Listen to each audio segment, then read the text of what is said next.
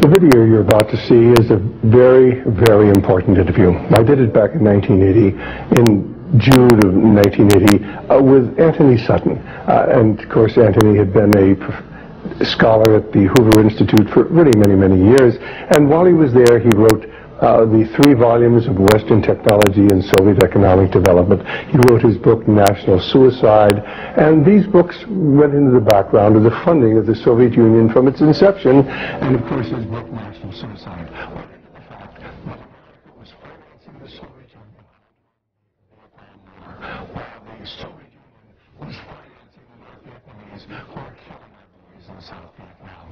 In fact, everything was done to prevent Professor Sutton from either publishing the 3rd volume of Western Technology or his book National Suicide. Tremendous pressure was brought to bear on his publisher, so that National Suicide could not be brought out. So the American people were not to know. But during the Vietnam War, we were financing indirectly the North Vietnamese. Well, let me just show you a few of the books that Professor Sutton has written, and these would include, of course, the Western Technology and Soviet Economic Development, Wall Street and the Bolshevik Revolution, Wall Street and FDR, Wall Street and the Rise of Hitler, and of course National Suicide. He's probably written at least 10 other books, including The Federal Reserve Conspiracy, the Trilateralists over Washington, volumes 1 and 2. He's written extensively on the Skull and Bone Society, on gold, on diamonds. Certainly Antony Sutton is one of the finest writers that we have within the conservative movement today. And for the last 20 years, he hasn't been doing interviews. I've contacted him a number of times, asked him to do radio interviews with me, but he is unavailable. I think that you're going to find that this interview will explain to you who it was who financed Adolf Hitler and gave him the capability of waging war against the West, who it was who financed the Bolshevik movement after it was established in 1917 and kept it going until the Berlin Wall came down in 1989. You're going to learn about the Trilateral Commission. You're going to learn about who controls the media in the United States. Indeed, who is the invisible government and what the ultimate goal of that invisible government is, and why that invisible government financed Adolf Hitler and finances communism and has financed communism since its inception. And now to Antony Sutton. Dr. Sutton, you wrote 3 series of books while you were a research fellow at the Hoover Institute. Can you give me basically the background of the content of these series? Yes, the series I wrote at the Hoover Institution at Stanford University concerned the transfers of Western technology to the Soviet Union, and essentially comprised 3 individual books. Each book covers a period of time since 1917. And then you wrote a second series of books on Wall Street. Yes, these were trade books. In other words, they're not academic books. They're written for the general public. They concerned the build-up of the 3 types of socialism: Bolshevik socialism in Russia, what we might call welfare socialism in the United States, and Hitlerian or National Socialism. And each book examines the financing and the contributions made by Wall Street, by international bankers, to the development of that specific form of socialism. Now, in your research and analysis, and your efforts to bring out the facts about what was going on in our society, did you encounter any effort to discourage you, to prevent you from bringing out the background of America's involvement in the financing of international communism? Yes, very definitely. For example, when I was at the Hoover Institution, in 1972, I went to Miami Beach to give some testimony before the Republican National Committee. And although a congressman had hand-delivered to the wire services this testimony, which was later printed, the wire services refused to transmit it to the newspapers. Then when I got back to the Hoover Institution in California, I was called into the office of the director, and I was told in no uncertain terms not to make any more speeches like that, and that this information should not be made public. This was the information that we were giving the Soviet Union the technology to develop its war potential? Oh yes, at that time we were in Vietnam, and as you know, the Soviets were supplying the North Vietnamese. This was 1972? 1972, yes. And for example, I knew that the Gorky plant, which was built by the Ford Motor Company, the Gorky plant in Russia produces the GAZ, a series of vehicles. The GAZ vehicles had been seen on Ho Chi Minh Trail. We were supplying equipment to the Gorky plant in the middle of the Vietnamese War, and these trucks were being used to carry ammunition and supplies, which were killing Americans. Now, I thought this was morally wrong, and I said so in Miami Beach and at the Hoover Institution. And it was this type of information that was suppressed. And so what eventually happened as far as your activities at the Hoover Institution were concerned? Well, I didn't pay much heed to the warnings. I published a book called National Suicide in the following year, which summarized our assistance to the Soviets, our military assistance to the Soviets. And when that book came out, again, there was great pressure to stop the book. There was pressure on both the publishers and me personally. And I felt I couldn't take this, and a few years later I just left the Hoover Institution. Since 1975 I've been an independent author without any ties whatsoever. Let's go a little bit into the background of the financing of the German war machine that we fought in the period 1941 to 1945. Could we start first of all with the original financing of Hitler between 1922 and 1923 when he was first making his effort to come into prominence in Germany? The original financing of Hitler, that's in the years 1922, came only partly from Germany. One of the most prominent Americans concerned with financing Hitler was Henry Ford. In fact, Henry Ford received a medal in 1938 for his assistance to the early Nazi Party. Then, of course, Hitler had his attempted push in 1923. He went to jail, and then we began another era in the rise of Hitler. Right, and of course he eventually came to power in 1933 by the electoral process. What about the financing of Hitler's electoral activities in 1933? This I can trace. I have traced it very exactly. I discovered amongst the Nuremberg records a series of bank transfer slips to the Doppelbruck-Schickler Bank in Berlin to an account which was under the control of Rudolf Hess. And this was the fund that was used to finance Hitler's access to power in March 1973. And amongst the corporations that transferred money to Hitler, I find not only R.G. Farben, which is quite widely known, but also German General Electric, AEG, which is under the control of General Electric in the United States, or was at that time, and companies like Osram and... Now, what was the tie-in between Osram and General Electric? The tie-in was a share tie-in. International General Electric in the United States had controlling interest in German General Electric, and also through share interlocks, a controlling interest in Osram in Germany. So then we have Ford and we have General Electric helping to finance Adolf Hitler's rise to power. Were any other large American corporations involved? Very definitely. Standard Oil, through its technical association with I.G. Farben, for example, Germany could not have gone to war in 1939 without tetraethyl. You need tetraethyl to raise the octane value of aviation gasoline. Germany had no means of doing that. This was developed in the ethyl laboratories in the United States and transferred to the Germans. Standard Oil came up with the hydrogenation idea, which was very essential for Germany in the 1930s, because to raise the quality of its gasoline for aviation purposes. This was transferred to the Nazis. And ITT, for example, International Telephone and Telegraph, was very intimately associated with the Nazis through Dr. Schroeder, who was head of the ITT subsidiaries in Germany. And ITT controlled companies which made not only electrical instruments, but also the Focke-Wulf plant, which made airplanes, fighter airplanes. So what you're suggesting then is that American corporations were helping to finance the German industry that was building up the war potential? American corporations, only a few, not many, financed Hitler, through their subsidiaries. They transferred technology. They transferred material assistance, for example, stocks of tetraethyl before the Germans could manufacture it under the joint manufacturing agreement with the United States.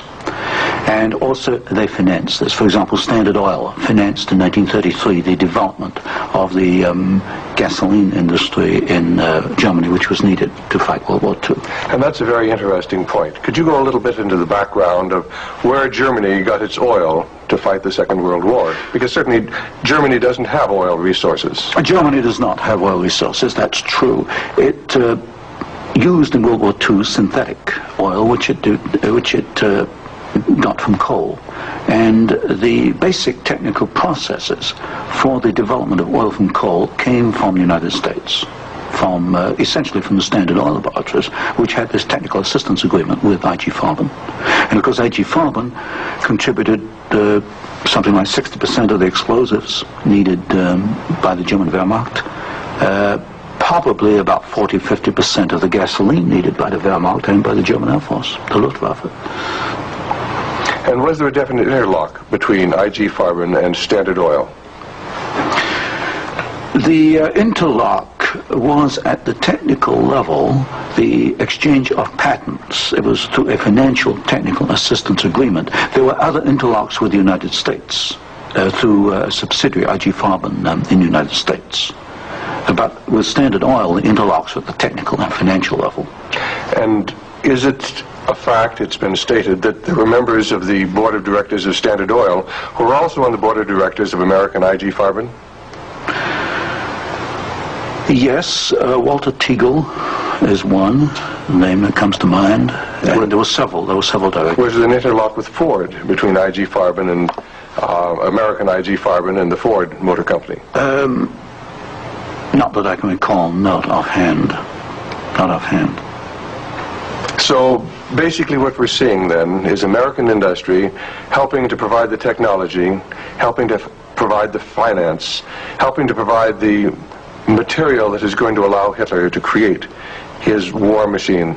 Yes, that is correct. That is correct. Now, in your book, Wall Street and the Rise of Hitler, you talked about the bombing patterns during the Second World War, and the fact that it was amazing that there were certain factories that were not bombed, whereas the majority of the German factories were decimated, German-owned factories. There were certain factories that tied into this interlock we've already alluded to, that for some strange reason seemed to escape the devastation of our saturation bombing. In World War II, the German electrical industry was or should have been a prime target for Western bombing. But in practice, the German General Electric plants were not bombed. Of the 10 major plants, not one was bombed, and a half a dozen others had trifling damage, broken windows, that kind of thing. So what we have here is a very interesting case of an industry which should have been bombed in World War II, but was not bombed, and yet we have American ownership, which raises a certain amount of suspicion as to why it was not bombed. But as far as the German-owned electrical companies, did they undergo a rather heavy bombing? I took a look at that. The Siemens plant, for example, they were bombed. There's no question. But the industry was not targeted as a general target. So Siemens, for example, was not bombed as heavily as, say, tank plants or aviation plants, that kind of thing. You mentioned the Ford plant in Cologne. Was this a prime military target? The Ford plant in Cologne should have been a prime military target. For example, the British Air Force, the Royal Air Force, did bomb the Ford plant at Poissy in France. But the Ford plant in Cologne, which was by far the largest Ford plant in Germany, was not bombed in World War II. But did our military planners intend to bomb it? In other words, was it on the aiming report? Well, I did look at the aiming reports for the plants in Cologne. Ford was known about. They knew that it was producing equipment for the Wehrmacht. But it was not bombed. It was scheduled as a target, but it was not bombed. So somewhere along the line, as far as the planning was concerned, the name of the Ford motor plant in Cologne was deleted, and yet the city of Cologne itself was totally decimated. The city of Cologne was decimated, as of course many other cities in Germany were decimated. But somewhere along the line, something happened. I suspect it was in the aiming committees. And without question, orders were sent out not to bomb certain targets, even though these were prime military targets. And that's rather reminiscent of some of the orders that went out during the Korean War, some of the orders that went out during the Vietnamese War to leave specific targets within the enemy's domain untouched by our strategic bombing. I understand that was so, although I've not investigated it. Now, in your book, Wall Street and the Rise of Hitler, there was one very interesting section about a special fund that Heinrich Himmler had, and the funneling of money from German corporations into this fund, even up into the years 1943 and 1944.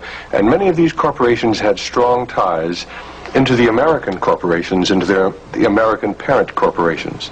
Could you tell us a little bit about the Kepler Fund? The Kepler Fund was also known as the Konto S Fund.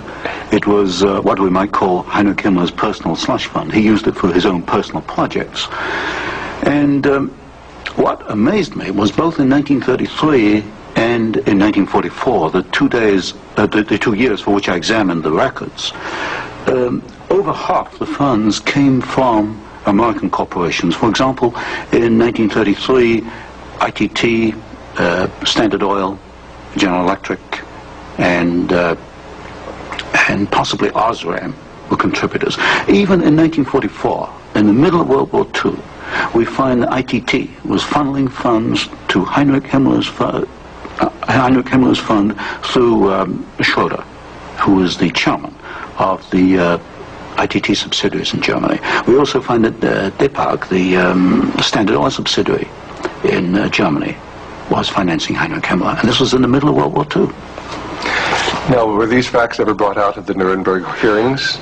They were never brought out at the Nuremberg hearings, although the documents do exist within the files, within the records. They have not been published, as far as I know. And you actually had access to these records? Yes, there's some 400 tons of these records available, and many of them were at the Hoover Institution, or copies were at the Hoover Institution, and that's where I found the original documentation. I think it's a tragic part of our history when the American public doesn't realize the interplay then between great American corporations and the financing, the funding of the Nazi movement. Now, I wanted to talk just a little bit about the Nuremberg trials, because at the Nuremberg trials, the Nazis, the Nazi war criminals, the Nazi generals were held specifically guilty for what transpired. Were there any Americans involved? Were any Americans indicted? Were any Americans convicted as far as the financing of the Nazi war movement? Very definitely not. I looked at the criteria for what we might call war crimes under the Nuremberg tribunal. And there's no question in my mind that certain Americans well fitted the criteria which required indictment and trial. But no Americans were ever brought to trial. Do you think there was any conscious effort to conceal this fact, both from the Nuremberg War Tribunal and from the American public? Well, there was a conscious effort in the fact that these businessmen were very prominent in stating in 1946 that they had no knowledge of what Hitler was doing, and yet they were intimately involved with the build-up with Hitler. I suspect that this was not published in the media at the time, although I've not checked that. But certainly the role of American corporations and American businessmen in aiding Hitler has not been published. Now, what about the actual financing? What about the loans from large American banks, from large British banks, to Hitler's government in that period between 1933 and 1939, when Hitler was preparing for war? Well, you've got to go back a little earlier and look at what are known as the Young loans, which were very important because I think they brought about the economic collapse of Germany in 1933. That was the Young plan. This was Owen Young, who was, of course, chairman of General Electric.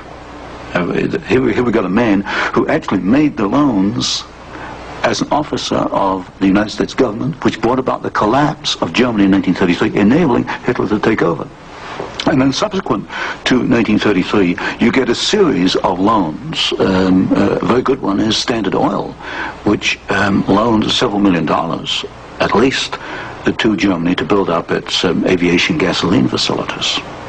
And there are other examples. Fine. Well, I'd like to get a little bit into the background of the financing of Bolshevism, because I think this is vitally important. And we can go back to the period after the Second Revolution, which was in October and November of 1917. The initial financing of Lenin's movement, how did it tie into the American corporations? Was there any American involvement in that period between 1917 and 1918 when Bolshevism was just beginning to get a foothold in Russia? Yes, there were several incidents. The most important is one involving Colonel William Boyce Thompson, who was the largest shareholder in the Chase Bank, which of course today is Chase Manhattan Bank. And I published in one of my books a copy of a cablegram which transferred funds from New York to Petrograd in December 1917, $1 million to be precise. And Colonel Thompson made the statement later that this $1 million was given to the Bolsheviks to consolidate. They had just begun to take over Russia. They only controlled Moscow and Petrograd at that time, to aid the control that the Bolsheviks were extending in Russia. This is a very clear case. $1 million, American funds transferred through an American Wall Street intermediary to the Bolsheviks. And didn't you publish that document here in Wall Street and the Rise of Bolshevism? I published two statements. One is a copy of the cablegram, and the other is a copy of the news clip of the statement made by Colonel Thompson at that time that he had made this contribution. Now, why would an American capitalist, an American financier, help to aid Bolshevism? The only answer, and of course this puzzled me for years, why? Because we understand there to be an opposition. And the only answer I can come to is one of captive markets. The United States did not want another United States in the world. And of course, if you look at the world map, Russia is 2 or 3 times larger than the United States. Imagine this as another United States, as another competitor to the United States. What the United States wanted, or Wall Street wanted, was a captive market. And of course, socialism is a captive market because my earlier studies at Stanford University have brought out the fact that a socialist system cannot innovate. It's got to import innovation and technology from the West. And so I think the aim behind this was to encourage the development of Marxism and other types of socialism, because this would give these Wall Street bankers control of a world market, a captive market. At the end of the First World War, Russia was devastated by famine, and America sent a relief mission. It was the Hoover mission. Do you know any of the facts surrounding the activities of the Hoover Commission? Well, there's no question that in 1922, 1923, Russia was finished. Industrial output was perhaps 8 or 10% of 1913 figures, and people were starving by the hundreds of thousands. And the Hoover mission was organized, of course, to send aid to Russia. But most of the aid went to the Bolsheviks, who controlled really quite a small part of Russia at that time. Only a very small part of the aid went to the White Russians or to the Far East. And then after 1922 and 1923, Lenin instituted something known as the New Economic Policy, or this series of 5-year plans. Can you tell us about the 5-year plans and the part that the major American corporations, major world corporations, played in building up the Soviet Union? Well, there are 2 separate phases here. The new economic policy was started in 1923 by Lenin, and I found, and I published this in my first book from Stanford, that every single Russian industry was rebuilt or restarted by foreign corporations, mostly German, British, French, and American. By 1928, Russia was back to approximately its 1913 industrial output. And at that point, she began to think of these grandiose 5-year plans.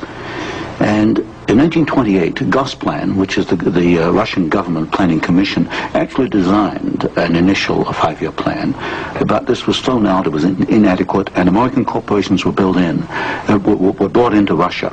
And the first 5-year plan and the second 5-year plan were actually designed in the United States by American corporations.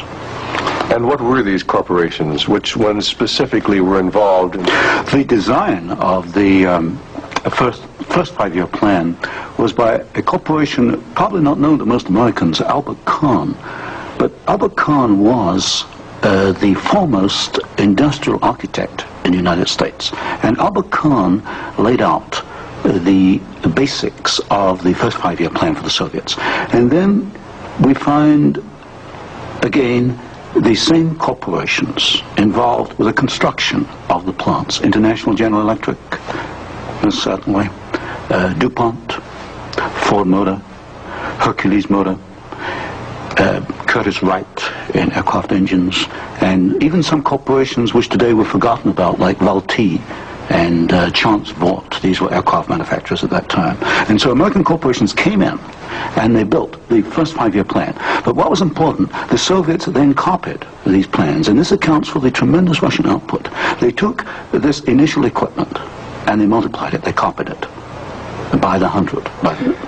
Now, how about Ford Motor Company? Did they play a part in the building up of the Soviet potential? Very definitely. Ford Motor Company built the Gorky plant, and the Gorky plant produces the GAZ series of vehicles, that's GAZ, and these are trucks, and there's some automobiles. And right from the early 1930s, you find that the GAZ plant has had military potential, and Ford knew that when it went in and built the Gorky plant.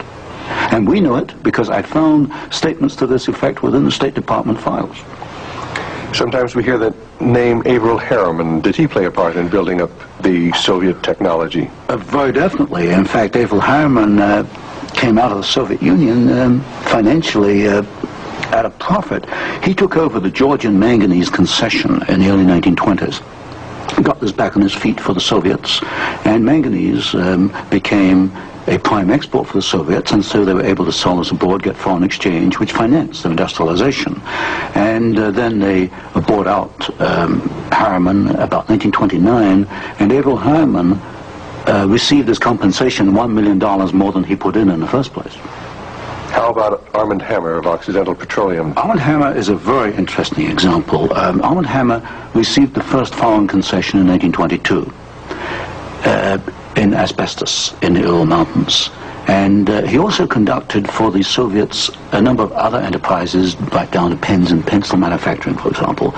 But Armand Hammer is interesting because his father, although Armand Hammer today is chairman of Occidental Petroleum Corporation, his father was Julius Hammer, who in 1919 was Secretary General of the Communist Party USA, which emphasizes the argument I made throughout my books, that at the top level, there's no difference between your top communists and your top capitalists. They interlink. You've got Armand Hammer, chairman of Occidental Petroleum. His father was Secretary of the Communist Party USA in 1919. So it's basically a power grab. It's a power grab, an international power grab.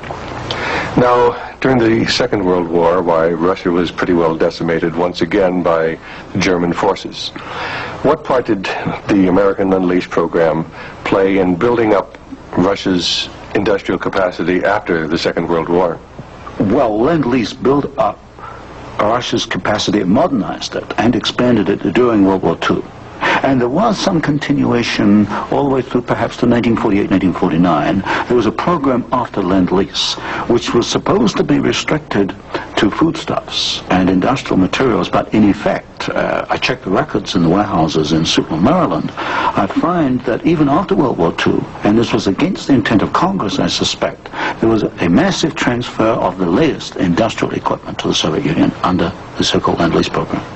Now, in 1948, there was a fascinating book came out by Major Racy Jordan, in which he talked about American aid to the communists as far as their ability to build nuclear weapons. Did you ever have an opportunity of verifying the facts that we had given them the heavy water, we'd given them the wherewithal to build their atomic weapons? Well, as part of the work I was doing at Stanford, I did investigate the shipping documents for Lend-Lease, and I took a sample of these documents. I checked them against Major Jordan, and broadly, Major Jordan was correct within, say, about 5%. And Major Jordan, of course, made the charge that we had shipped materials to the Soviets, 1944, 1945, which were later used in their atomic program. There is no doubt. He is correct. We shipped heavy water, which is essential, but we shipped other items which are perhaps less obvious to the layman. We shipped, for example, aluminum tubes And aluminum tubes are essential for atomic energy development. We shipped graphite, and graphite is another essential component. So generally, as far as I could check, and I checked the original government Lend-Lease document, General Major Jordan was correct. Now, as the years have gone by, of course, we see a growing Soviet nuclear threat. The Soviets now have MIRV missiles. Can you get a little of the background on how the Soviet Union, which really didn't have the technology to develop those MIRV missiles that threaten our cities today, how were they able to develop the MIRV capacity? Well, you've got to go back and look at how the Russians were able to develop a rocket, space technology anyway. What they did after World War II was American forces were held back for a while the Soviets occupied East Germany. They stripped East Germany. They took back the latest of the V-2 rocket technology from Peenemünde and other places. And the V-2 became the basis of the Russian space technology. Now, if you skip the intervening years, you will find when you come to the early 1970s that the Russians did not have the capability to MIRV their missiles.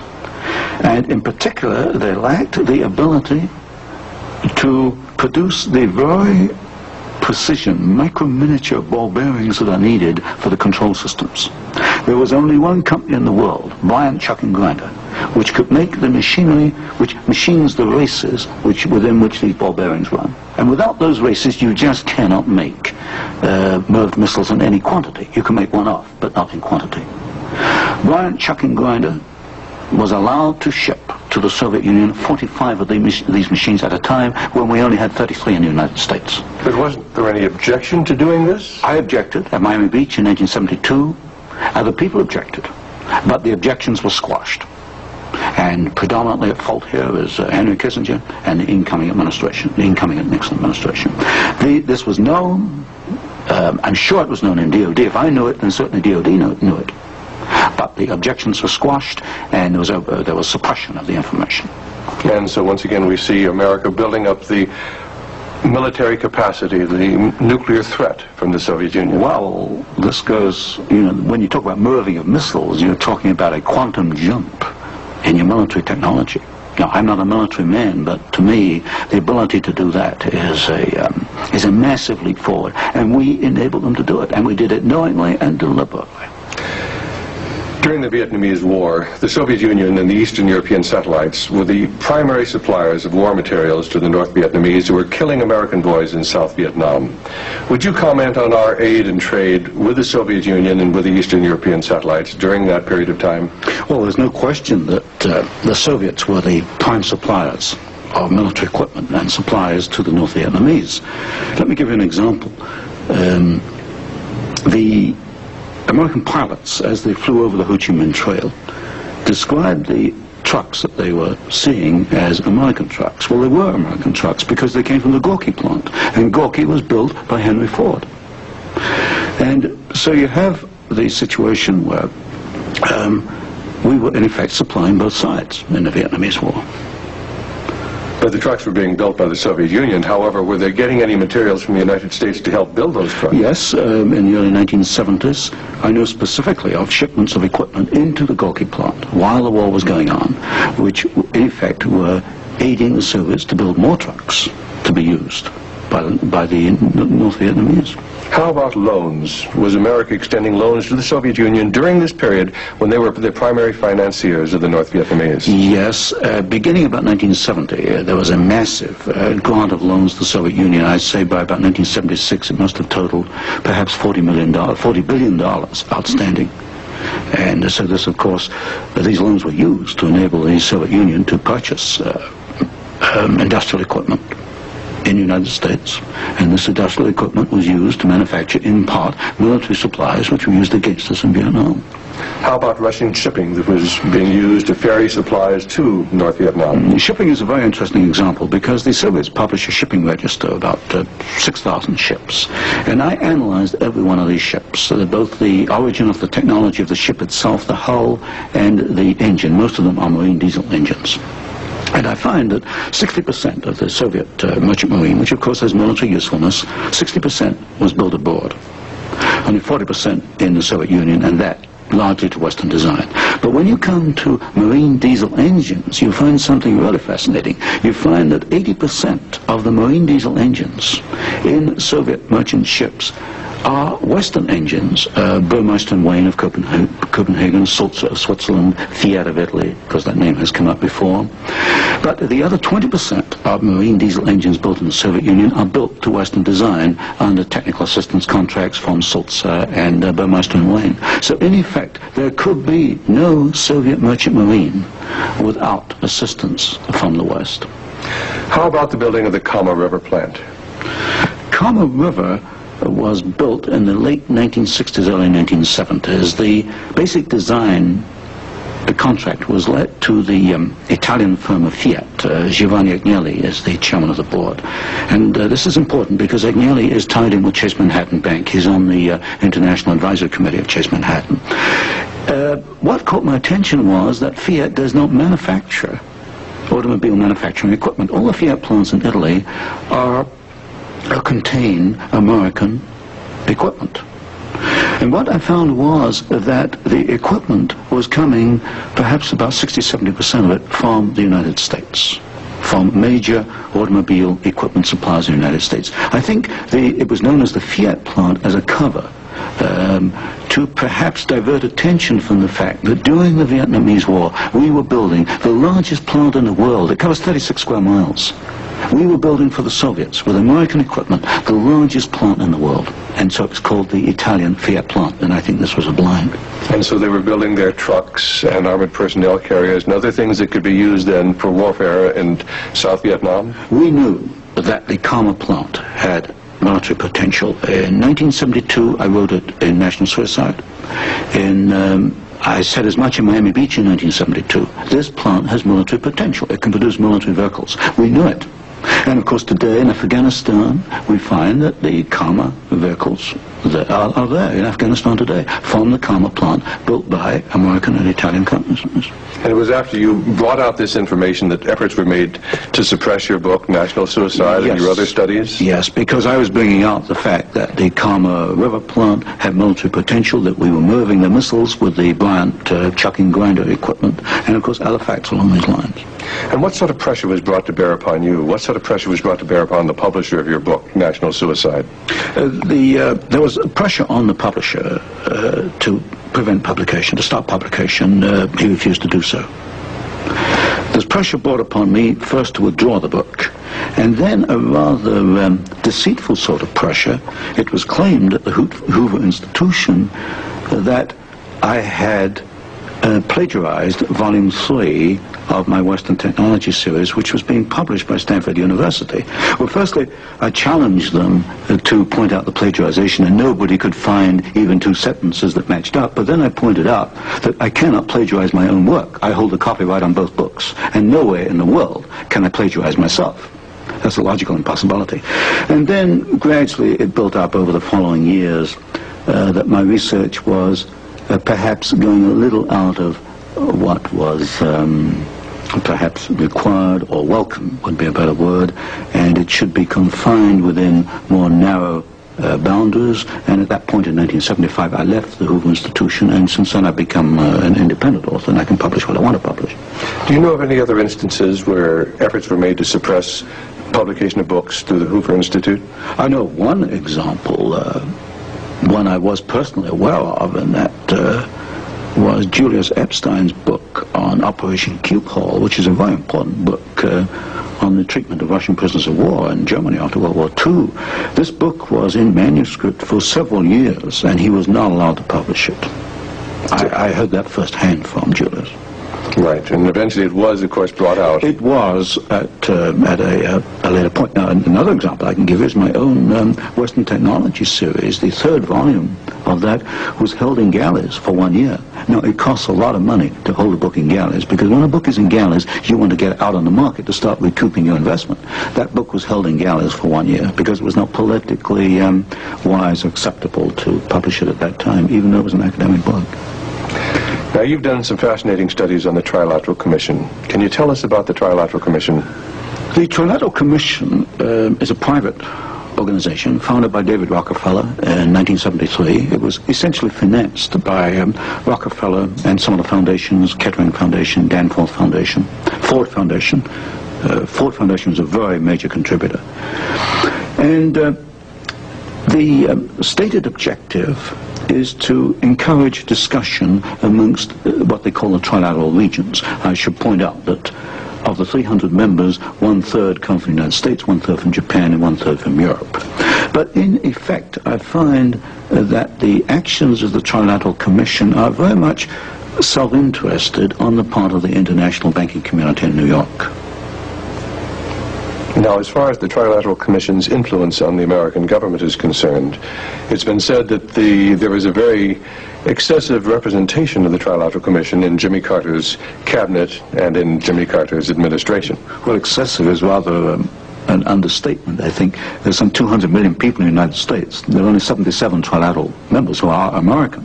Out of that 77, I counted no fewer than 18 trilateralists. That's about 1/3 of the American trilateral contingent turns up in the Carter administration. Mr. Carter himself was a trilateral, Mr. Mondale, Mr. Brown, Mr. Vance, Mr. Blumenthal, Mr. Brown, Secretary of Defense. In other words, they occupy all the senior cabinet and sub-cabinet posts. In fact, there's some key committees, intelligence and defense committees, which are only comprised of trilaterals. So here you've got 77 Americans selected by one man, David Rockefeller, who's chairman of Chase Manhattan Bank, and we find that they turn up in the key controlling positions in Washington under the Carter administration. And would this suggest to you that perhaps we do not select the government, that it is selected by these people who work behind the scenes? You can come to no other conclusion. If you look today at who's running for office, you find Mr. Bush is a trilateral, you find Mr. Anderson is a trilateral, Mr. Carter's a trilateral. We find articles appearing in Newsweek magazine, Time magazine, U.S. News and World Report, many of the major media telling us there's really nothing to be concerned about from the Trilateral Commission. Is there any interlock between the Trilateral Commission and the major media in the United States? Yes, there is an interlock, particularly in the news media. For example, the Chicago Sun-Times, the executive editor there, James Hoogie, is a trilateral. You'll find Saul Leinowitz is a director of Time magazine, and I think, yes, Henry Schucht is a director of CBS. So there very definitely is an interlock between the trilaterals and the media.